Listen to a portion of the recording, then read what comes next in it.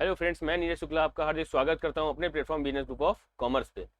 और ध्यान दीजिए, हम लोग पिछले वीडियो में हम लोगों ने देखा था कि इकोनॉमिक सिस्टम कैसे होते हैं, उसकी टाइप्स कितने होते हैं, और हमने ये भी देखा था कि हमारी जो इंडिया की जो इकॉनमी है वो कैसी है, मिक्स्ड इकॉनमी है। हमने देखा था ना इकोनॉमिक सिस्टम में कैपिटलिस्ट इकॉनमी, उसके बाद सोशलिस्ट इकॉनमी और उसके बाद मिक्स्ड इकॉनमी। तो हमारी इंडिया की जो इकॉनमी थी वो मिक्स्ड थी। उसके बाद हम लोगों ने आगे पढ़ा था क्या, इकोनॉमिक प्लानिंग के विषय में, और प्लान कैसे बनाया था ये हमने देखा था। तो आज उसी के इंडियन इकोनॉमी में ही देखिए हम लोग आगे बढ़ रहे हैं, और उसमें ये वीडियो किस चीज से रिलेटेड है, गोल्स ऑफ 5 ईयर प्लान। देख रहे हैं किससे रिलेटेड है, गोल्स ऑफ 5 ईयर प्लान से रिलेटेड है। अच्छा भाई, इसका क्या मतलब है? भाई एक बात बताओ, अगर आप प्लान बनाओगे तो थोड़ा मोड़ा छोटा मोटा प्लान मत बनाओ, थोड़ा सा आप उसको बड़ा प्लान बनाओ। अब जब बड़ा प्लान बनाओगे ना तो इससे थोड़ा सा तुम्हें बेनिफिट मिलेगा। तो देखिए यहाँ पे हमने क्या बनाया है, the first 5 year plan aimed at removal of economic backwardness of the country and to make India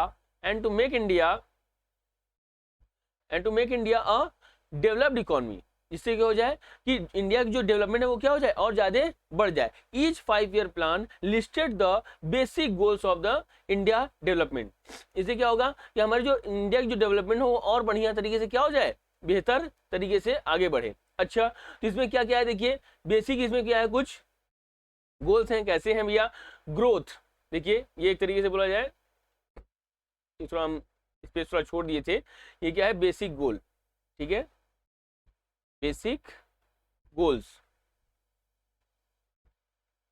ठीक, पहला क्या है भैया, आपके पास ग्रोथ है, आप ग्रोथ करना चाहते हैं। दूसरा आपके पास मॉडर्नाइजेशन होना चाहिए अगर आप डेवलपमेंट करना चाहते हैं तो। और फिर उसके बाद सेल्फ रिलायंस होना चाहिए, आप खुद को देखिए कि कैसे आप उसको आगे बढ़ सकते हैं। उसके बाद इक्विटी होनी चाहिए। इक्विटी मतलब हर लोगों में क्या होनी चाहिए, समानता होनी चाहिए। अगर समानता नहीं है, इक्विटी नहीं है, तो कोई मतलब निकलेगा नहीं। तो इसमें पहले हम लोग पार्ट क्या पढ़ेंगे, ग्रोथ का पढ़ेंगे।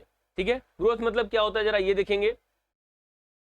आइए, growth refers to the increase, क्या growth refers to the increase in the country's capacity no produce the output of goods and services within the country। मतलब ये बोल रहा है increase the country's capacity, किस चीज के लिए में, output of the goods and services with in the country. मतलब हम ये मतलब एक देश में ही जो हमारे जो वो है, जैसे हमारा जो इंडिया है, ठीक है, ये पूरा इंडिया में बना रहा हूं, ध्यान दीजिएगा, हंसने की बात नहीं है, ये बता रहा हूं। इसलिए आपका क्या है, इंडिया है, ठीक है।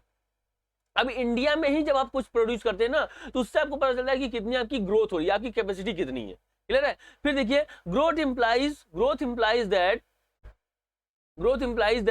इधर a large stock of productivity capital or large size of supporting services or an increase in the capacity of productive capital and services. Productive capital मतलब क्या होता है कि आप अच्छे चीजों में उसको लगा रहे हैं। क्या कर रहे हैं, आप अच्छी चीजों में लगा रहे हैं, जिससे कि आपका भी ग्रोथ हो रहा है और सामने वाले पार्टी का भी ग्रोथ हो रहा है। अच्छा भाई, अगर ग्रोथ अगर ऐसे हो गया तो हमारे लिए बेनिफिटेड है ना, हमारे लिए तो बेनिफिटेड है। अगर हम ग्रोथ कर रहे हैं, अगर बढ़ना चाह रहे हैं, तो भाई हम आगे बढ़ रहे हैं। कैसे बढ़ेंगे आगे, जब तक हम कुछ आगे अच्छी चीजें व्यवस्था नहीं करेंगे। भाई मेरी ये पहले लाइन थी छोटी सी, उसके बाद थोड़ा मेरा डेवलप हुआ, फिर उसके बाद फिर मेरा और डेवलपमेंट हुआ, तो इस तरीके से ही तो आप डेवलप होंगे ना। तो धीरे धीरे इंसान का डेवलपमेंट होता है। तो ग्रोथ क्या होती है, ये एक तरीके से इसमें बता रहा है, increase in the countries capacity.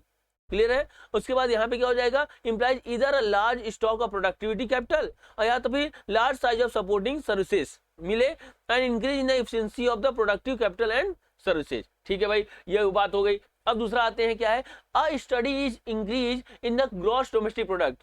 तो अब क्या होगा भैया, ऐसा तो ग्रोथ कर दो, या तो फिर आप जीडीपी क्या करो, जीडीपी बढ़ा लो। अब इसमें क्या है, study increase the gross domestic product, a good indicator of economic growth. अगर आपकी देश की वो चीजें हैं बढ़ रही हैं, तो ये क्या है आपका, अगर जीडीपी अगर बढ़िया आपका हो गया, क्या बढ़िया हो गया आपका, जीडीपी अगर बढ़िया हो गया, तो इसका मतलब आपका क्या है, इकोनॉमिक ग्रोथ एकदम परफेक्ट चल रहा है, आप आगे बढ़ रहे हैं, आपकी चीजें रन कर रही है, ये देखा जाता है। जिस भी देश की, जिस भी इकोनॉमी की ग्रोथ, ये जीडीपी अगर अच्छी होती है तो फिर क्या है, in some countries growth in agriculture contributes more the GDP growth, while in some countries growth in services sector contributes more to GDP growth। अच्छा ध्यान दीजिएगा, अब पहले हमारे जो स्थिति थी, पहले में हमारा क्या था, इंडिया एग्रीकल्चर था। क्या था, जो इंडिया था हमारा वो क्या था, एग्रीकल्चर था। ठीक है, मगर अब इंडिया कहां जा रहा है, अब इंडिया जा रहा है सर्विस सेक्टर पे, जो कि आप टर्सरी सेक्टर, ठीक है, किसमें जा रहा है, टर्सरी सेक्टर में जा रहा है। मतलब कि अब हम लोग, पहले तो हम लोग एग्रीकल्चर सेक्टर में बहुत ज्यादा अच्छे थे, मगर अब हमारा देखा जा रहा है कि हमारी टर्सरी सेक्टर बहुत बेहतर काम कर रही है। अब वो कैसे काम कर रही है? वो आपकी वजह से ही तो काम कर रही है। अगर आप नहीं चाहते तो क्या वो काम कर पाती? नहीं कर पाती। अब आते हैं मॉडर्नाइजेशन। नेक्स्ट हमारा हेडिंग क्या था?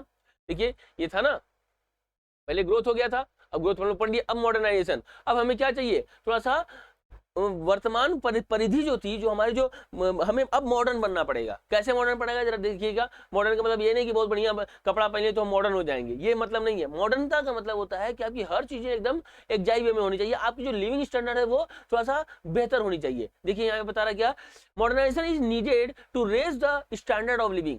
आपका जो रहन सहन का स्तर है वो थोड़ा सा बढ़ जाए, बेहतर बन जाए, आपकी सोच, थिंकिंग, आप थिंकिंग से मॉडर्नाइजेशन हो जाइए, कपड़े से या फिर कुछ आडंबर से ये मॉडर्नाइजेशन नहीं होता है। ठीक है, इसमें क्या क्या इंक्लूड होता है? Adoption of the new technology, आप न्यू टेक्नोलॉजी का यूज करने लगी। ठीक है, जैसे modernisation aims to increase the production of goods and services through use of new technology. मतलब अच्छी अच्छी मशीन लगाइए जिसके थ्रू कि आपकी चीजें क्या हो गए और अच्छे तरीके से बने, कोई समस्या ना हो। फिर क्या है? Change in stock outlook. अब सोशल जो आउटलुक है आपका, सॉरी स्टॉक बोल दिया मैंने, सोशल जो आउटलुक है वो भी आपका चेंज होना चाहिए। कैसे?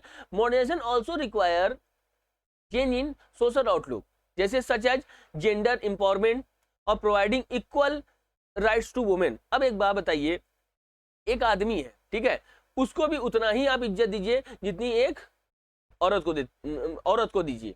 क्यों? अब ये मेल है तो हम इस पे ज्यादा विशेष तौर पे ध्यान दें, और ये फीमेल है तो इस पे थोड़ा सा कम ध्यान दें। आप जनरली देखे होंगे कि एक घर में अगर एक गर्ल है और एक बॉय है, तो अगर मान लीजिए पैसे की अभाव है तो लोग क्या करते हैं कि बॉय को ज्यादा ध्यान दे देते हैं और गर्ल को कम देते हैं। ये लोग सोचते हैं कि अरे इनको तो दूसरे घर जाना है। ऐसा नहीं है, ये समाज दोनों लोगों से जुड़ के बना हुआ है और दोनों लोगों की आवश्यकता है, क्योंकि अगर दोनों नहीं रहेंगे तो हमारा ये समाज अच्छे तरीके से चल नहीं पाएगा। अब आते हैं नेक्स्ट, हमारा क्या है? Self reliance. किसकी बात कर रहा है? सेल्फ रिलायंस की। सेल्फ रिलायंस मतलब क्या होता है? Under Indian conditions means overcoming the needs of external existence. External existence मतलब बाहरी चीजों को भी आप क्या करें? एब्जॉर्ब कर सकें। अब देखिए, द 5 ईयर प्लान क्या बोला है? Stage on use of own resources to reduce dependence on the foreign countries. आपको मालूम है, हम लोग इंडियन युवा, वो जो ब्रिटिश इकॉनमी जो देखे हैं उसमें क्या था? वो लोग हमारे यहाँ के चीजों को लेकर के जाते थे और हमको ही वापस चीजों को बना करके दे देते थे, और हम ही से वो लोग क्या करते थे? पैसे कमा लेते थे। तो वही बोला है कि हम किसी पे क्यों करें, हम किसी पे क्यों ज्यादा हम डिपेंडेंसी रहे। हमारी डिपेंडेंसी क्या होनी चाहिए? कम होनी चाहिए फॉरेन कंट्रीज पे, हम खुद उस चीज को बना लें। फिर क्या बोला है? The policy of the self reliance was considered a necessity because of 2 reason.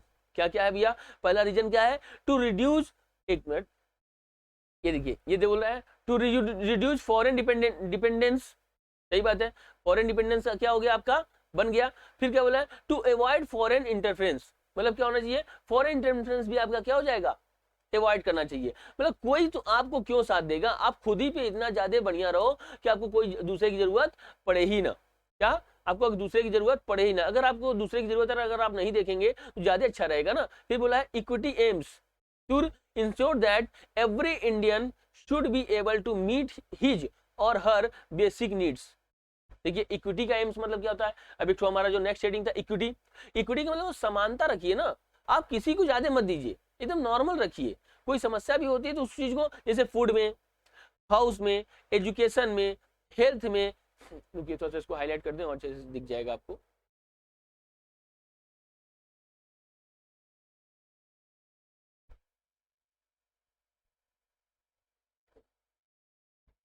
One second, ये देखिए, देख रहे हैं? Food, house, education and health care. अगर इसमें भी देखिए, अगर आप हेल्थ केयर वगैरह आप अच्छा ध्यान देते हैं तो आप बढ़िया बन जाते हैं, आपकी चीजें क्या होती हैं? अच्छी हो जाती हैं। अब इससे व्यवस्था क्या मिलता है? इससे क्या व्यवस्था मिलता है? इससे यही मिलता है कि आप चीजों को कैसे मेंटेन करें। And inequality in the distribution of wealth should be reduce. अब जो इनइक्वालिटी है वेल्थ के डिस्ट्रीब्यूशन का, वो क्या हो जाएगा? रिड्यूस हो जाएगा। अगर वो रिड्यूस हो गया तो ये आप ही के लिए तो अच्छा है ना, ये आप ही के लिए तो बेहतर बनेगा। क्यों? क्योंकि आपका ग्रोथ होगा इससे, और ये ग्रोथ होगा तो आपकी इंडिया की इकोनॉमी की ग्रोथ होगी ही होगी। तो ये चीजें हम लोग को इसमें देखने को मिली। फिर क्या है? Equity AIIMS. अच्छा भाई, इक्विटी का कुछ एम भी है। क्या एम है भाई? Equity aims to raise the standard of living of all people and promote social justice. ध्यान दीजिएगा, हम लोग क्या करते हैं, हम लोग सारे लोगों की स्टैंडर्ड ऑफ लिविंग की ऊपर उठाने की बात करते हैं, ठीक है, और सोशल जस्टिस करते हैं। मतलब समाज में उच्च वर्ग है, निम्न वर्ग है, मतलब किसी के पास पैसे ज्यादा हैं, किसी के पास पैसे कम है, तो इस ऐसी बात नहीं कि उसको न्याय नहीं मिलना चाहिए, न्याय सबको मिलना चाहिए। अगर आप प्लान कर रहे हैं तो सबके विषय में सोच के करिए, सबकी स्टैंडर्ड ऑफ लिविंग बढ़े। अब जैसे मान लीजिए आप देखेंगे हमारे यहाँ जो टैक्स की जो सिस्टम है वो क्या है, वो हमारे यहाँ प्रोग्रेसिव टैक्स है, मतलब कि जो जितना ज्यादा पैसा कमाता है वो उतना ज्यादा वो टैक्स पे करता है। अब इससे क्या होता है, गवर्नमेंट क्या चाहती है ना कि इनइक्वालिटी को रिड्यूस करे। अब मान लो ये है मोनू है, ठीक है, अभी कम कमाता है, अब ये टोनू है, ठीक है, अब ये देख रहे हैं ये मस्त एकदम बाइक से एकदम मस्त एकदम केटीएम लेकर के घूम रहा है, ठीक है, ये देखिए एकदम यह केटीएम लेके एकदम मस्त एकदम घूम रहा है। अब एक बार बताइए, इसके पास नहीं है, इसके पास है, ठीक है, मगर ये दोनों चलेंगे कहाँ पे, रोड पे ही तो चलेंगे, रोड पे ही तो चलेंगे। तो गवर्नमेंट कहती है भाई ऐसा है टोनू तुम हमको टैक्स ज्यादा दोगे भाई, क्योंकि तुम्हारे यहाँ पैसे ज्यादा आते हैं, तुम्हारे पास पैसे ज्यादा हैं। तो इससे क्या होता है, ये जितना भी लग्जरियस चीजें वो खरीद रहा है, आपको क्या लग रहा है ये फ्री में खरीद रहा है, नहीं, इस पर भी वो टैक्स देकर खरीद रहा है।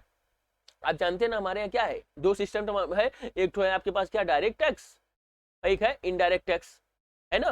तो अब देखिए डायरेक्ट टैक्स में तो जो ये इनकम कमा रहा है उसमें तो दे ही रहा है, ये इनडायरेक्ट टैक्स में जब ये बाइक खरीद रहा है, मोबाइल खरीद रहा है, आईफोन खरीद रहा है, उस पर भी तो ये टैक्स दे रहा है ना।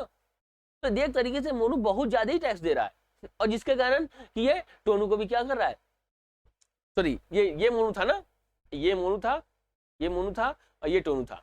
अगर टोनू ज्यादा पैसा दे रहा है तो मोनू को भी प्रॉफिट हो जा रहा है, क्लियर है। तो उम्मीद करते हैं आपको ये पूरी की पूरी वीडियो समझ में आएगी, आ गई होगी 5 ईयर प्लान से रिलेटेड। नेक्स्ट हम और बातें करेंगे। पिछली वीडियो अगर आप नहीं देंगे तो पिछली वीडियो एक बार देख लीजिए, तो आपका economic system, economic planning clear हो जाएगा, और इस वीडियो में आपको 5 ईयर प्लान क्लियर हो जाएगा, ठीक है। मिलते हैं नेक्स्ट वीडियो में, तब तक के लिए थैंक यू। और आप हमारे इंस्टाग्राम, फेसबुक और टेलीग्राम पे भी आप हमसे जुड़ सकते हैं, यही सेम नाम है बीएनएस ग्रुप ऑफ कॉमर्स, जो कि यहाँ पे देखिए आपको दिख रहा होगा बैकग्राउंड में, क्लियर है। मिलते हैं नेक्स्ट वीडियो में, तब तक के लिए धन्यवाद।